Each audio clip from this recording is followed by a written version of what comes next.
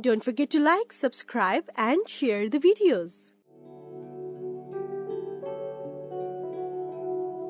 Hello all, welcome to Ganesh IAS Academy. This is the special session. In this session, we are going to discuss about the previous year UPSC Mains economic question.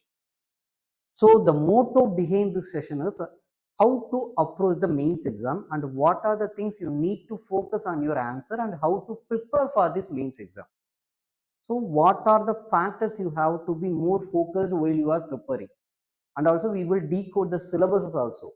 For example, food processing industries means what are the things they may ask related to that food processing industries. What is the scope? What is the opportunities of this? And also challenges related to the food processing industries in India and the position of food processing industries in India. So all these things will be discussed here based on the questions and based on the previous year topics. That will be more useful, and also please make note of it. That is more important because it is a chunk of questions of the previous year. So it will give you the forecast about the upcoming exams mains questions. So one or another way the questions may repeated one. So there is still the possibility for a relevance of these questions to repeat. So try to make a note of it and make it more useful for your upcoming mains exam. That is more important. And also, if you are going for a preparation, you have to be more ready with the mains topic. If you completed around 60% of the mains topic means, then it will be more useful for you to clear the prelims exam. Because mains will give you the idea why it is happening, why India is doing that, why the global country is doing that thing. So that why type of thing is the answer for that why type of question is given in the mains exam. That will be more useful for your prelims preparation. So you don't need to prepare anything based on certain assumptions. You know the reasons and you are preparing. So there is a need for the mug-upping of the things will be reduced for a prelims point of view. So that is why we are more imposing the things about the mains. So mains plays a major role in your preparation part because that only give you the reason for the things what it is happening and why it is happening. So based on this only you have to prepare for a prelims and also for an interview answer. The interview answers also will be like that. So mains will play the vital role in your preparation. So please be more ready for a mains before the starting of the preparation and then go for a prelims. So usually what they will do is up to December, most of the institutions will teach you the mains topics. Then they move to the prelims topic. Then it will be more useful for your preparation. So you also try to do that thing. Okay, let's begin the session. Yes, this question was asked in 2021. It is a 15-mark question and 250 words question. So it was asked in 2021. The question is about investment. Investments in infrastructure is essential for more rapid and inclusive economic growth. So they are speaking about the investments that is going to provide you the rapid growth and the inclusive growth.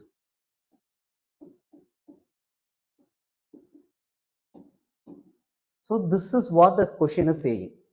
Discuss in the light of the India's experience. So the question is speaking about mainly about the investment. So the keyword here is investment. So if you are going to write a mains exam means, first of all you have to find the keyword of that question. Based on the keyword only you have to address the introduction part and then you have to go for the body of the answer. So first of all you have to identify the keywords. So the keyword is investments. So based on that only you have to give the intro part. So what this question is saying, first of all you need to know that investments in infrastructure is essential for the more rapid and inclusive economic growth, which means for a rapid growth. For example, India is now in the 5th position in the economy. Okay, and also when it comes to the inclusive growth, There are various metrics to measure the inclusive growth. For example, human development index, unemployment rate, so global hunger index. That thing will give you the indirect means of the inclusive growth. So here investments in infrastructure is going to play the major rapid growth and the inclusive growth. So the statement is saying like that only. So what it is mainly focusing on, investments in infrastructure is going to give you the outcome of rapid economic growth and the inclusive economic growth. Inclusive means no one is left behind. Everyone is getting the opportunities and everyone is going. That is called as inclusive growth. When it comes to rapid growth, it may be about the only 10% of the population facing the huge growth. That is what the Oxfam report is saying.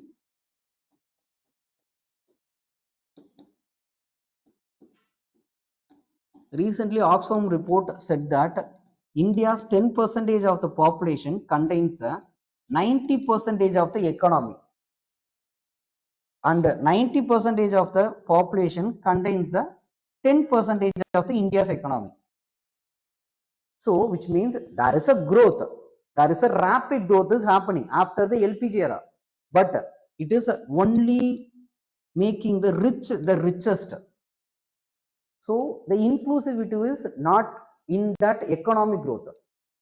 So the question is clearly saying that investments in infrastructures is going to provide you the two benefits: rapid growth, at the same time the inclusive growth.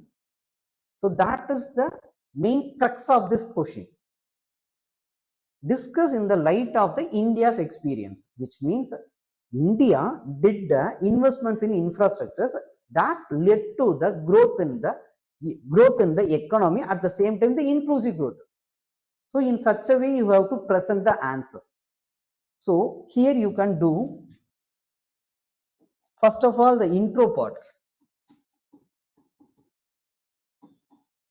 So introduction will be like, what is investment? Simply you can say like that. It is the financial metric. You are providing a money towards certain sectors to grow and making a profit. That is called as investment. So for example, the investment can be a various form like equity, or else you can maybe the shareholder, or else you are a bondholder. So that is called as investment. You can simply say what is investment. So it is a monetary support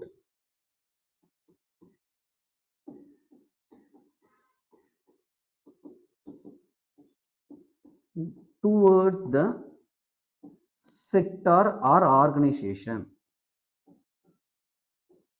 Simply you can say what is investment. In that, first you can say that it is a monetary support, and then you can add that the infrastructures are like physical infrastructures, social infrastructures, and then digital infrastructures. So in such a way you can give the intro. That is more than enough. But when it comes to 15 mark, you have to explain what is this physical infrastructures, and then what is the digital infrastructures, and then what is the social infrastructure. That is also more important because it is a 15 mark question. So you have to give certain elaborate answer about what is this investment. What is this investment is going to play in the infrastructures. So what are the different types of infras there are. So you have to explain first about the physical infra. So the physical infrastructure, which means you are going to invest in the roads, dams, or else bridges. So these are called as a physical infrastructures. It is a tangible one, and also it is a more of capital expenditures. It is going to provide you the huge economic benefits. In the construction process also it is going to provide the employment, and also after the completion of the project, that is also going to contribute for the employment. So that is the major things about the physical infrastructure. So for that, what India had did is first Sagarmala project. So what is this Sagarmala? So it is a port-led development. Simply you can say that port-led development. So if there is a more port means, and also there is a road connectivity towards the port means, then it will increases the trade activities. That will boost the internal trade and also the external trade. So indirectly it is going to boost the economy by increasing the employment opportunities, and also it will boost the trade activities. So it will provide the dominance of the India's in the global trade. So it is the one of the beneficial one. That is the physical infrastructures, and purely about the Sagarmala project is going to do. So that is called as ported development about the Sagarmala. Next, Bharatmala. So it is the building of the roads, highways, expressways. So that is about the road-based development.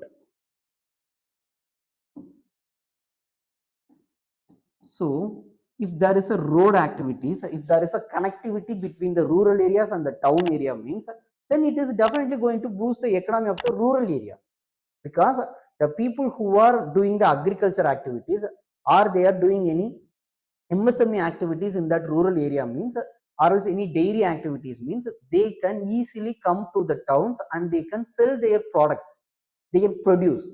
By the way, they can make economic benefits. So the road connectivity is going to boost the rural areas. By the way, there is a huge growth, economic growth is going to happen in the rural area. That is again going to boost the India's economy. So in such a way, try to give the answer. So road connectivity. So it is the expressways, national ways, national highways. So these are the things focused about a Bharatmala project. And the last thing is Gati Shakti.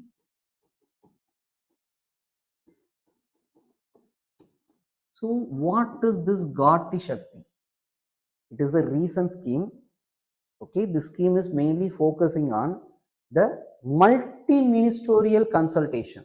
It is the collaboration between the different ministry. For example, recently road development ministry, for example, Ministry of Road Development constructed the road based on the Gram Sadak Yojana, PM Gram Sadak Yojana, based on which they constructed the road in any rural areas. In that same region, later on, there is a digital development, okay, or else the communication, Ministry of Telecommunications, they are going to dig a tunnel to put the wire lines, to make a telecommunication lines means, then it is a loss of money for the government, because the road are constructed, then again you are going to dig it and you are going to do certain things means, it will obviously reduces the revenue that you are spending on that projects. So it is going to affect it, and also the quality of the road is also going to affect it. So in that scenario, the Gati Shakti is the multi-ministerial collaborative approach. In that scenario, they will make the collaborative plans. So first of all, if they are going to do any road project means, they will consult with the other ministers, and if they are going to do any tunneling activities or any projects in that road means, first of all they will prioritize it, so which is going to not affect the road project. First of all they did it, afterwards they will construct the road.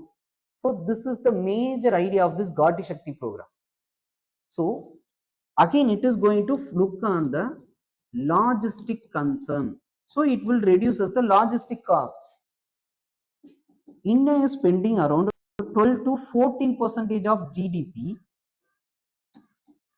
in this logistic cost.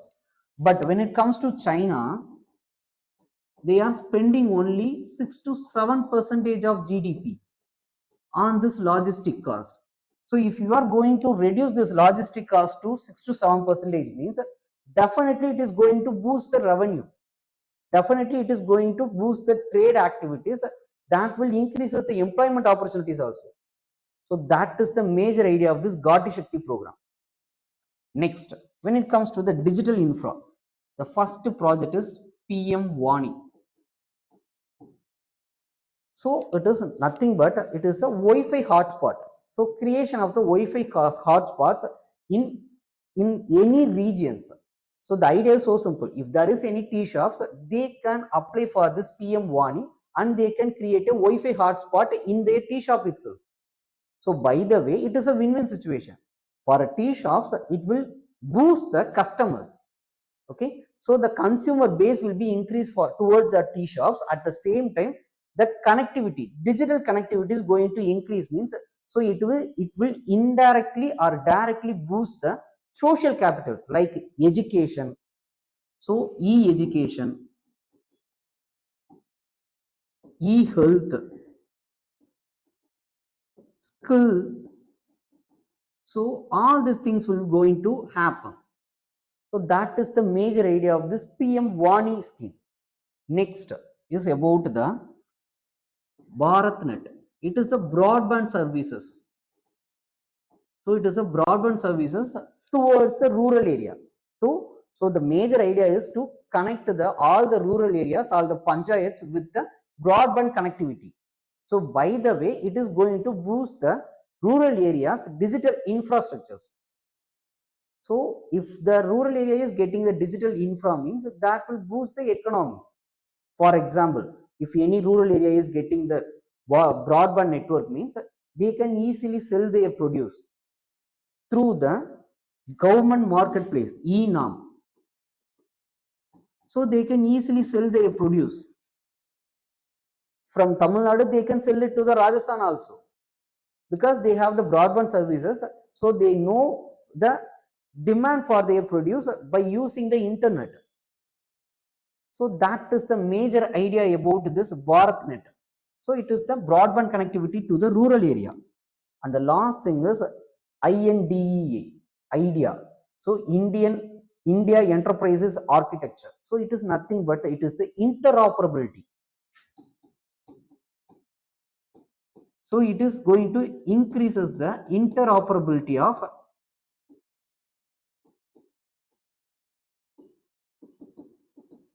different ministry. So it will be more useful for sharing their data between different ministries. So that is going to again increases the governance activities. So the issue of the lack of data can be easily reduced. By the way, it will increases the transparency and accountability in their governance activities. So that is the major benefit of this INDEA.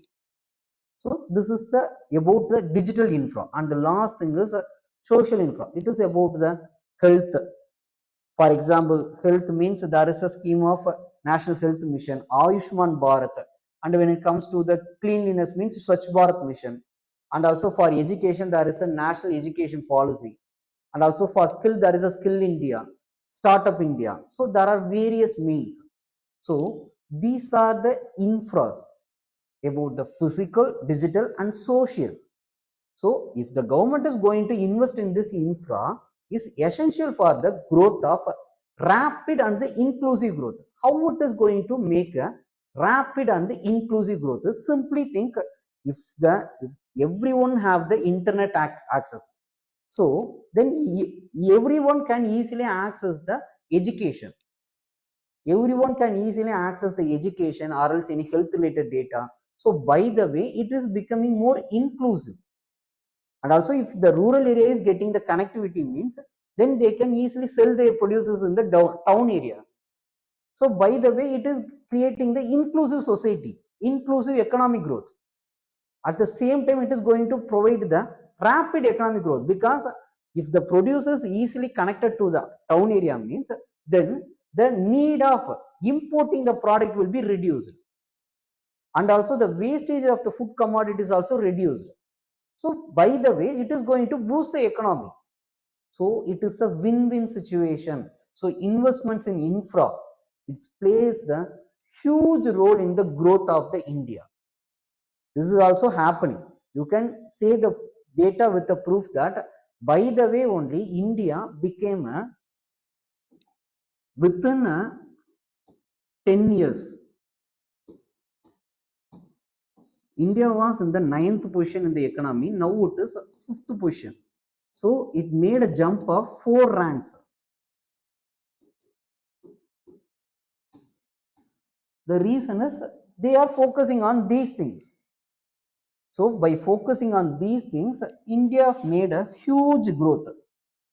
At the same time, India made the huge growth in the inclusive growth also. So the HDI data or else the global hunger data, everything is showing that India made the inclusive growth.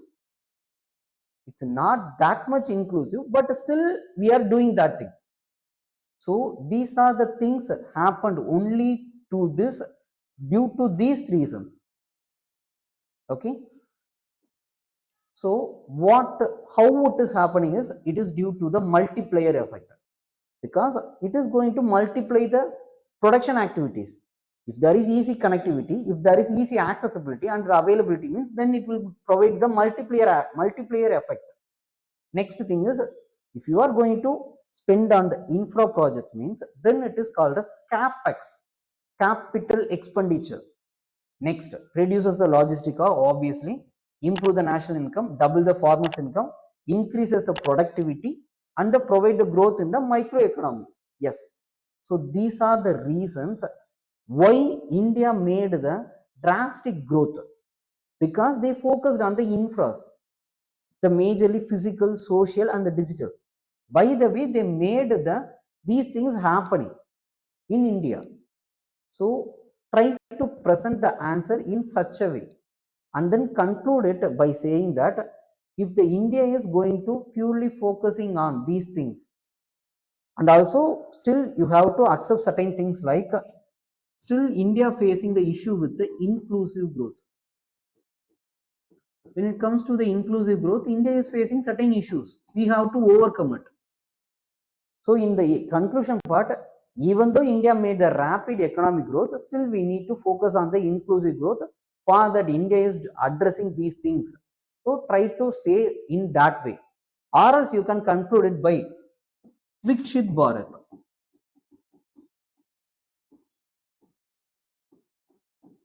2047. So at the time of 2047, India is definitely going to make a rapid and the inclusive growth if we are going to correctly implement all these projects. So in such a way also you can conclude it. But please focus that you have to address every part. For example, if you are saying that so physical infra means, you have to just list down certain schemes that India made a schemes related to the physical infras. And also if it is a digital infra means, please list certain schemes. By the way, only you can see, the question is saying that discuss in the light of India's experience. So you have to say that, you have to give certain enforcing points related to that. So try to make certain conclusive evidence towards that thing. So based on the schemes only, you can say that India did this thing. By the way, they are making these growths. So try to present certain different schemes related to that also. By the way, only you can make a huge mark. For a 50 mark, you can even get 9 marks. So for that, you need to give certain schemes and examples, and also conclude it within a positive notes. That is more important. Okay, thank you.